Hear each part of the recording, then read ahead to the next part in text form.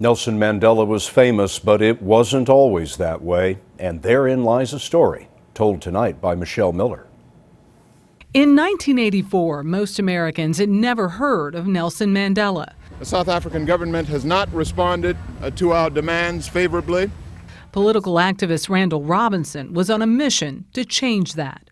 The strategy was to find ways to dramatize the relationship between the West and the South African apartheid system. We were the legs on which it was standing. Robinson staged a sit-in with Congressman Walter Fauntroy and civil rights leader Mary Frances Berry at the South African Embassy in Washington, D.C. They told the ambassador that they would not leave until their demands were met. The first was the immediate release of Nelson Mandela from prison. The second demand was that all other black political prisoners be released. And thirdly, that they began immediately the dismantlement of the apartheid system. All three were jailed. That one act of civil disobedience led to a year of daily protests at the embassy, where celebrities, members of Congress, and citizens were also arrested.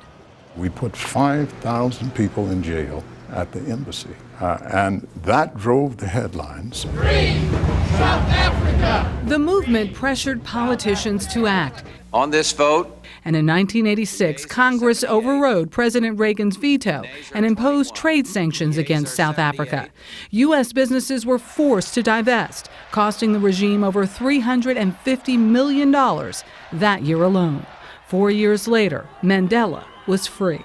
Nelson Mandela taking his first steps into a new South Africa.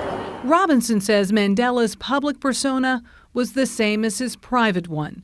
He saw that firsthand when a hotel housekeeper accidentally walked into a meeting.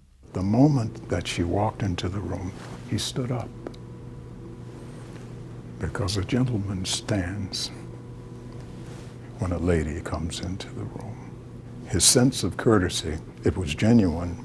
It was a private moment, never to be seen or remarked publicly.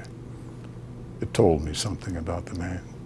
A man whose respect for each individual taught us so much about dignity and justice for all. Michelle Miller, CBS News, Boston.